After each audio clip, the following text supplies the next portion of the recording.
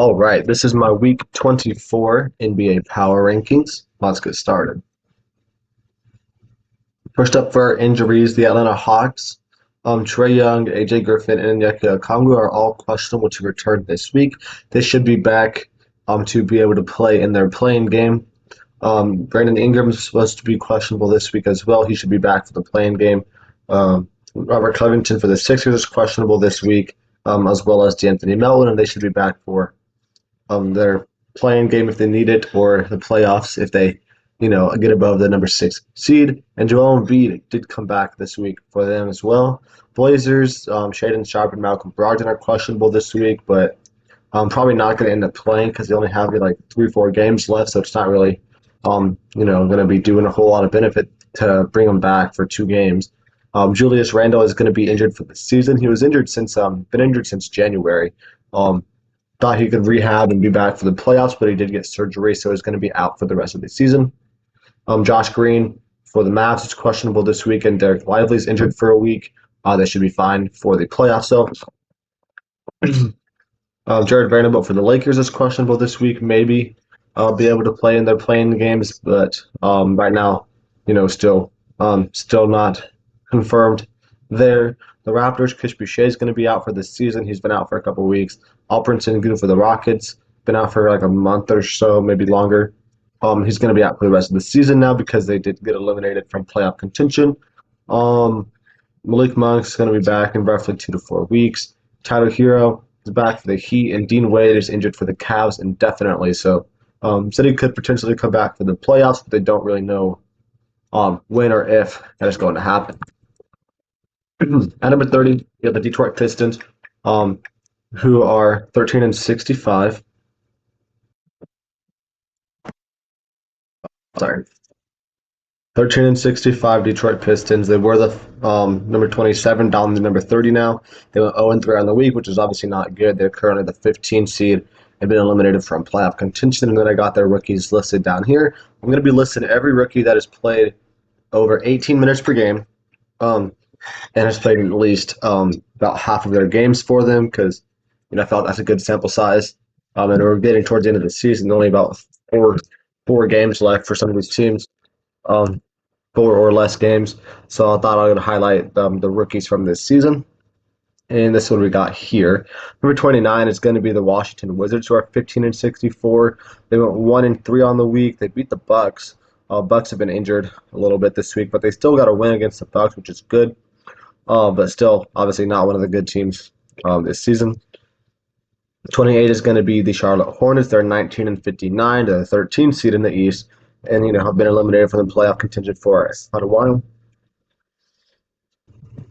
They lost to the Blazers and the Thunder this week, and they ended up beating the Magic, which is a good win there. Then they got these 2 rookies here. Brandon Miller's been playing really, really good, and then the Vasily Micic dude from OKC has been pretty decent, I guess, for his rookie season. Number 27 is going to be the Utah Jazz, who are the 12 seed. 29-49 is not a bad record, but they have lost 12 straight games and went 0-3 this week, so obviously not been looking really good over the last month or so. This week specifically, they lost to the Cavs, Clippers, and Warriors, so 3 pretty good teams, but you're still on a 12-game losing streak, which is obviously not very good. Number 26 is going to be the Portland Trail Blazers, who are 21-57.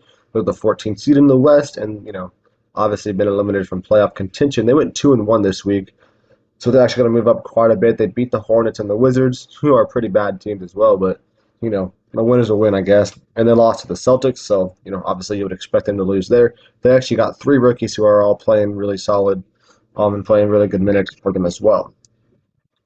Number 25 is going to be the Toronto Raptors, who are 25-53. The 12th seed in the East, have been eliminated from playoff contention. They went 2-2 on the week. And they had 15 straight losses at one point before they have since won 2 games in a row. They lost to the Lakers and Timberwolves, and they beat the Bucks and the Wizards. Number 24 is going to be the San Antonio Spurs, who are 19-59, the 15th seed. 1-2 on the week. Victor Wembanyama's been playing amazing all week long. He's been doing that mostly all season long. But this week, they only lost to the Nuggets by 5. They beat the Pelicans by 2, and they lost to the Sixers by 7. So played with some really good teams that ended up getting 1 win out of it. So Can't really be too upset about that if you're a Spurs fan. Number 23 is going to be the Brooklyn Nets, who are 31 and 48. The 11 seed are now eliminated from the playoff contention in the East. They went 2-1 this week, which is pretty solid. Beat the Pacers and Pistons, and they lost by 30 to the Kings, which is kind of sad. But you're not really, caring a whole lot right now since you have been eliminated from playoff contention. You might as well try to get some more losses to get you a better chance at a higher draft pick. Number 22 is going to be the Memphis Grizzlies, who are 27 or 51. With a 13 seed, have been eliminated in the West. They went 2-1 on the week as well, beat the Bucks and the Pistons, and they only lost to the 76ers, who are a pretty solid team. Another rookie here, G.G. Jackson's actually been playing really solid, averaging over 13 points a game. Number 21 is going to be the Houston Rockets, who are 38 and 40. Are the 11th seed in the West and have now been eliminated from playoff contention. They're 0-4 on the week. Obviously not very good when you're trying to fight for a play-in spot there. But the Rockets are right now. They lost to the Timberwolves, Warriors, Heat, and Mavs. So they played 4 pretty good teams. They ended up coming away with 0 victories out of it. But you're not really that upset. It's still a pretty good season for the Rockets this year, being roughly a 500 team. Is probably better than what people expected coming into the season anyways.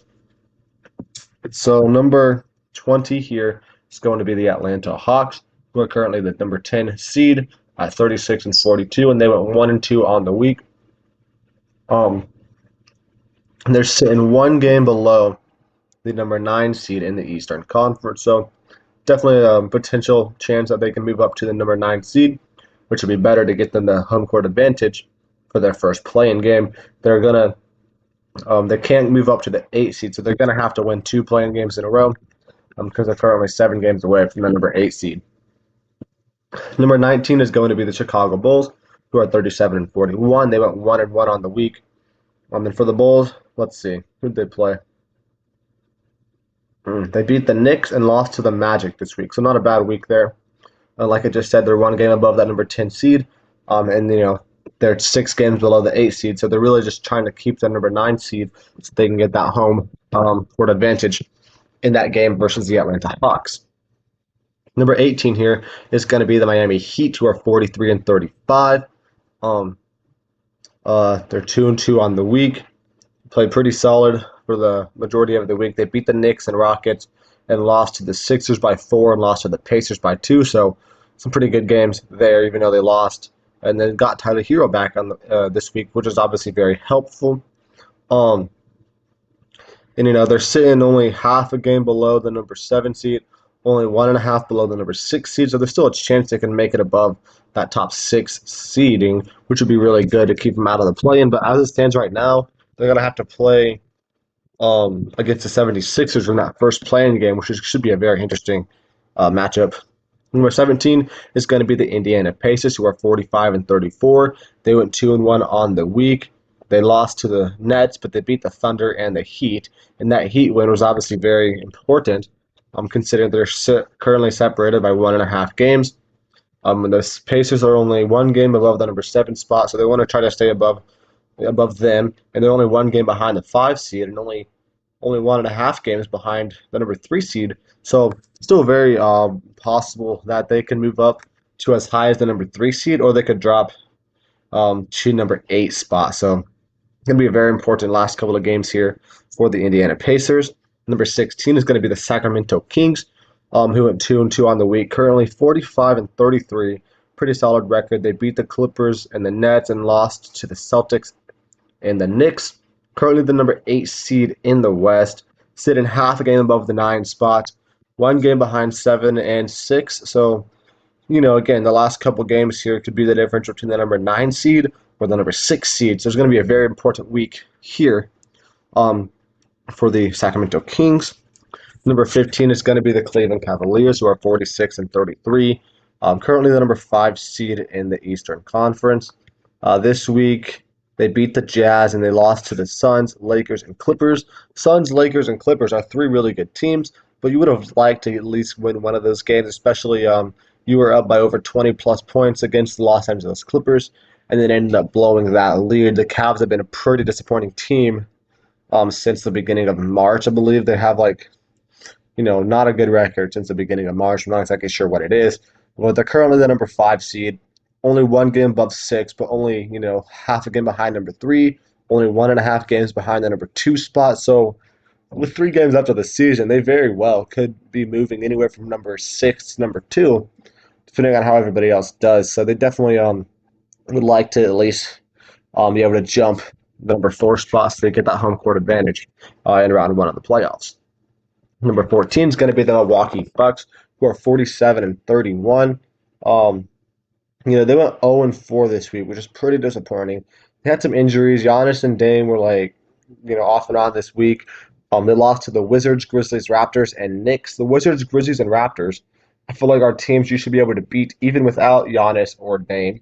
That Knicks game, I'm not going to be too upset about you there, but you definitely should have got a win against the Grizzlies, Wizards, and Raptors. So going 0 and 4 this week obviously hurts you guys because now you're only 1 game above the number three spot and the number four spot as well. Only 1.5 games above the five seed. So if you have another, 0 and 4 week this week, you could drop all the way down to potentially the number five or six seed. So definitely going to be interesting to see how this Bucks team plays out this last week, and hopefully it does not go like it did um, just this past week. Number 13 is the Philadelphia 76ers, who are 44 and 35.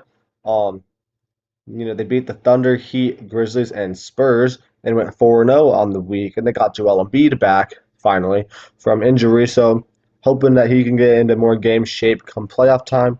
And it's been doing really good so far. They're 4-0 with him back in the lineup. They're currently half a game above the 8 seed, only 1 game below the 6 seed, so definitely a possibility they can be able to crawl back up to that number 6 spot, which would be really good for them. But if not, they're likely going to have to be playing the Miami Heat in the first playing game, which would be a good matchup. And if they were to win that game, they'd be playing against the Milwaukee Bucks in the first round as it currently stands. Number 12 is going to be the Golden State Warriors, who are 43 and 35. 3-1 on the week. Beat the Mavs, Rockets, and Jazz, and then lost once to the Mavs. So they played the Mavs twice and split with them, which is pretty solid. They're currently the number 10 spot.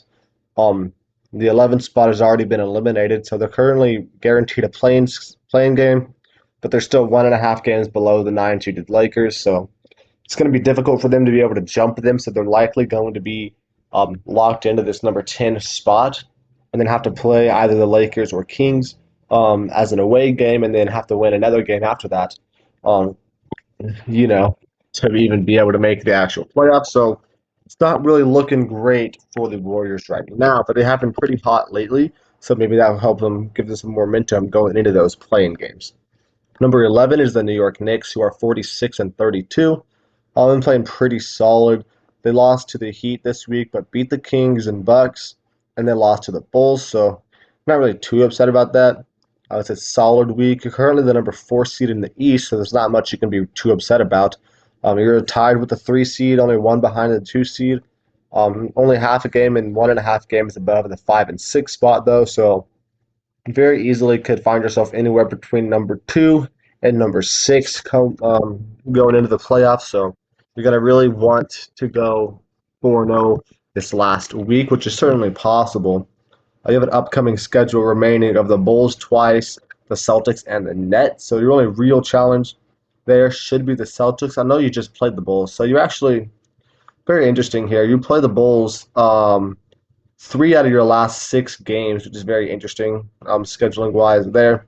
And you just lost to the Bulls, so you're likely, coming into tonight's matchup against the Chicago Bulls is going to be a very big game. Obviously, every game is going to be big because if you can go 4-0, you have a real shot of being the 2 seed. But if you were to go even 2-2 or something, you could drop all the way down to the number 6 spot. So definitely want to get a good week out of you guys. Number 10 is going to be the New Orleans Pelicans, who are 46 and 32. Went 1-2 on the week, so not a best week there. But they played some pretty good teams. They lost to the Magic, only a 2-point loss to the Spurs. You're not too upset about there. And you beat the Suns by 8 points. So the Suns is a good win. Spurs is not a great loss, but it was only by 2 points. And the Magic is a really good team that you lost to. You're currently the number 7 seed, so you're a little bit concerned there. But you are tied with the 6-seeded Suns you just beat, so that was a good win there. So as long as you and the Suns both have 4 games left, as long as you've got a better record than them, in these next 4 games, you got a real shot of being that number 6 spot. Um, but you only got a 1 game lead over the 8 and a 1.5 game lead over the 9. And you actually end up playing those 8 and 9 seed Kings and Lakers, in your last couple of games here. So you're really going to need to be able to win those games against the Kings and Lakers if you want a shot of at least staying at number 7, so you can get that home court advantage there. Number 9 is going to be the Orlando Magic, who are 46-32, went 2-1 on the week. They're currently the number 3 seed in the Eastern Conference, tied with the 4 seed, only half a game above 5, only 1.5 games above 6, but they're also only 1 game behind the number 2 seed. They got 4 games left against the Rockets, the Bucks twice, and the Philadelphia 76ers. So the Bucks are the number 2 seed. So if they can get 2 wins against the Bucks in the last 4 games, they'll likely be able to jump up to number 2 spot, which will be really, really massive going into the playoffs. Obviously, that's going to be really good. It'll be really fun to see the Orlando Magic all the way up at the number 2 spot, which will be way better than what anybody expected coming into the season. But if they lose those games against the Bucks, they could easily drop down all the way to the number 6 spot. So a lot of seeding stuff could happen in these last couple games. Number 8 is going to be the Los Angeles Lakers, who are 45-34, currently the 9th seed in the Western Conference, only half a game behind the 8 seed, only 1.5 games above the number 10 spot as well. But this week they beat the Raptors, Wizards, and Cavs, and then only lost to the Minnesota Timberwolves, who are a pretty solid team. Like I said, they're only half a game behind the 8, only 1 game or 1.5 games behind the 7 and 6 seed, and then 1.5 games above the Warriors. So they're likely going to be between the 8 and the 9 seed. But, a bad week or a really good week, depending on how everybody else does, to potentially make them all the way up to number 6 or as low as number 10. Number 7 is going to be the Dallas Mavericks, who are 48-30. They went 3-1 on the week, so they're doing pretty good the last couple of weeks here. This week, let's see, they lost to the Warriors. They beat the Hawks, beat the Rockets, and then beat the Warriors the second time they played. So split with the Warriors, which is fine. They're currently the 5th seed, 2 games below 4 and 2 games above 6. So you're thinking they're probably going to be locked into that, to that number 5 seed, which is not bad, which means they're going to be having to play the Los Angeles Clippers in round 1, which should be a very entertaining matchup. Number 6 is going to be the Phoenix Suns, who are 46-32. They went 2-1 on the week, beat the Cavs and Timberwolves, and then lost to the Pelicans, who are a pretty solid team. So they're not really upset with that loss, and going 2-1 against some good teams is good. Currently the 6th seed, 2 games below 5, so they're probably not going to climb up there. Only 1 game above 8 and 1.5 above 9, and then they're currently tied with the 7th seed Pelicans.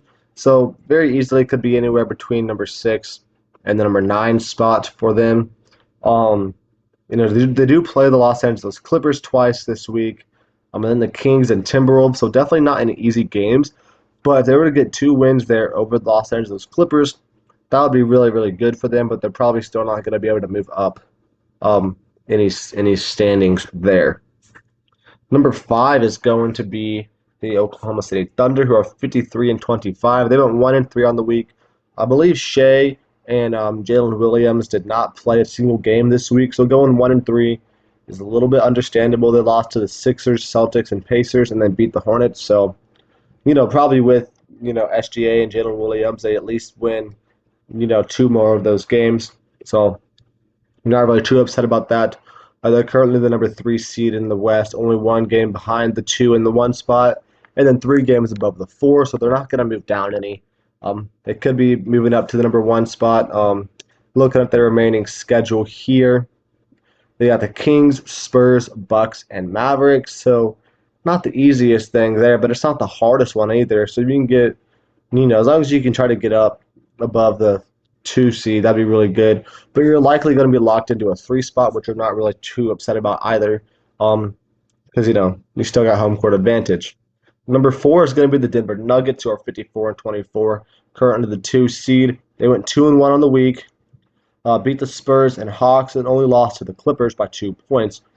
So, again, not really upset too much there with the 2-point loss to the Los Angeles Clippers right now. Like I said, they're only one game above the Thunder for the 3 seed. Only they're tied with the number 1 spot, so they're likely going to be battling between those top 3 seeds.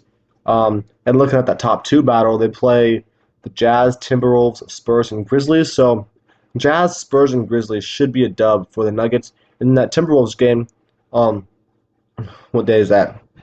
On Wednesday, tomorrow. That Timberwolves game tomorrow is likely going to be the deciding factor for that number 1 seed. So that's going to be very, very important there because obviously you're going to be wanting the number 1 seed. Number 3 is going to be the Los Angeles Clippers, actually, who are 50-28. They went 3-1 on the week, beat the Nuggets, Jazz, and Cavs, and the only loss was a 4-point loss to the Sacramento Kings. So again, not really upset about that. 2 games above the 5 seed, so probably not moving down. They're 3 games below the 3 seed, so probably not going to move up either. So going to be probably locked into that 4th spot, which is fine because then they're get that home court advantage. In all likelihood, they'll have the home court advantage against Dallas Mavericks in round 1.